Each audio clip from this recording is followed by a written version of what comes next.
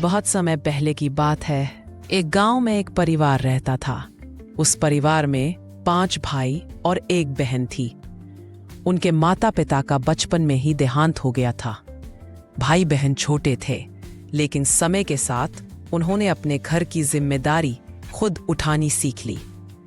उस समय समाज में पुरुषों का काम जंगल जाकर शिकार करना और औरतों का काम घर के कामकाज तथा भोजन बनाना होता था। 5 भाई हर दिन सुबह शिकार करने जंगल चले जाते और बहन घर पर रहकर सबके लिए खाना बनाती, घर संभालती। जब भाई जंगल से लौटते तो शिकार में मिले जानवर और पक्षी लाते और बहन उन्हें पकाकर सबको भोजन कराती। ऐसे ही दिन गुजर रहे थे। एक दिन जब 5 भाई शिकार पर गए हुए थे, बहन हरा साग काट रही थी। तभी उसकी उंगली कट गई और बहुत खून बहने लगा। बहन ने सोचा, अगर भाई खून देखेंगे तो परेशान हो जाएंगे। उसने खून कपड़े से पोंछने की सोची, पर डर लगा कि भाई पूछेंगे। फिर सोचा, दीवार पर पोंछ दूं, पर वहां भी साफ दिखाई देगा। अंत में उसने सारा खून उसी पकते हुए साग में पोंछ दिया। शाम को भाई लौटे। उन्होंने खाना खाया तो साग उन्हें बेहद स्वादिष्ट लगा। वे उंगलियां चाटते रह गए और बहन की बहुत तारीफ की। बहन चुप रही। अगले दिन जब भाई शिकार पर जा रहे थे तो रास्ते में साग की चर्चा कर रहे थे। बहन ने ऐसा क्या डाला था कि साग इतना स्वादिष्ट बना? शाम को लौटकर उन्होंने बहन से पूछा। बहन टाल रही थी, पर जब बड़े भाई ने जिद करके कसम दिलाई तो उसे सच्चाई बतानी पड़ी। उसने कहा, भैया, मेरी उंगली कट गई थी, खून बह रहा था।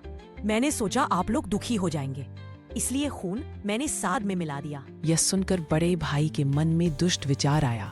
अगर बहन के खून से बना साग इतना स्वादिष्ट है तो बहन का मांस कितना स्वादिष्ट होगा। रात में उसने बाकी भाइयों से यही बात कही।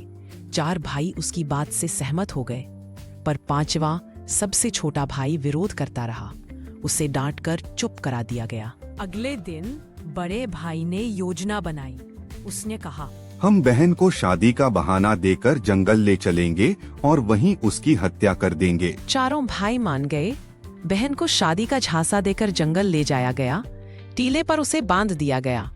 छोटे भाई ने रोकर विरोध किया, पर किसी ने उसकी ना सुनी।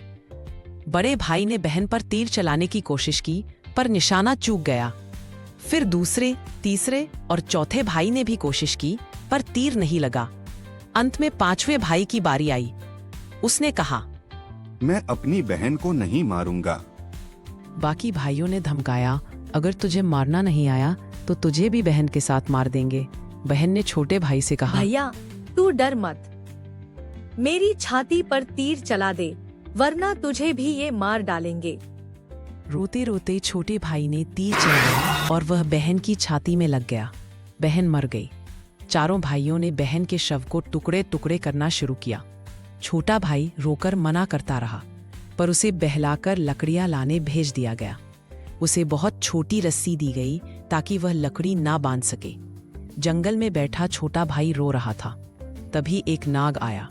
नाग बोला, मत रो, मैं मदद करता हूँ। लकड़ियों को मैं अपने शरीर से लपेट लेता हूँ, पर याद रखना, पटकना मत, चुपचाप रखना। छोटे भाई ने उन्हें घर ला दिया। बड़े भाइयों ने फिर उसे छेद वाला मटका देकर पानी लाने भेजा। छोटा भाई रो रहा था तो नदी से कछुआ निकला। उसने कहा, मैं छेदों पर चिपक जाऊंगा। मटका भर गया। पानी के साथ 2 मछलियां और 1 केकड़ा भी आ गए। घर लौटकर छोटे भाई ने देखा कि 4 भाई बहन का मांस पका रहे थे। उसने सोचा, मैं बहन का मांस नहीं खा सकता। अगर मना किया तो ये मुझे भी मार देंगे। उसने चुपके से मछलियां और केकड़ा अपने हिस्से में डाल लिए। खाना परोसते समय उसने बहन का मांस गड्ढा खोदकर दबा दिया और खुद मछली केकड़ा खा लिया। कुछ सालों बाद जिस जगह बहन का शरीर दबाया गया था, वहां बांस का सुंदर पौधा उगाया। वही बांस बाद में एक महात्मा ने काटकर बांसुरी बनाई। जब महात्मा गांव में भिक्षा मांगने आए तो बांसुरी अपने आप गाती, यही है दुश्मन सबसे बड़ा, यही है पापी बड़ा भाई। सभी 4 भाइयों के घर बांसुरी गुनगुनाती रही और सब शर्म से कांपने लगे। जब महात्मा छोटे भाई के घर पहुंचे तो बांसुरी गाई, यही है मेरा प्यारा भाई, यही है सच्चा साथी। महात्मा ने बांसुरी छोटे भाई को दे दी। रोज छोटे भाई के घर कोई आकर सफाई करने लगता। उसने छिपकर देखा तो पता चला उसकी वही मरी हुई बहन बांसुरी से निकलकर घर संवारती है। साधु बाबा के बताए उपाय से छोटे भाई ने बांसुरी को आग में डाला और गंगा जल छिड़का। बहन जीवित मानव रूप में प्रकट हो गई। छोटे भाई ने गांव वालों को सारा सच बताया। बहन को जीवित देखकर सब दंग रह गए।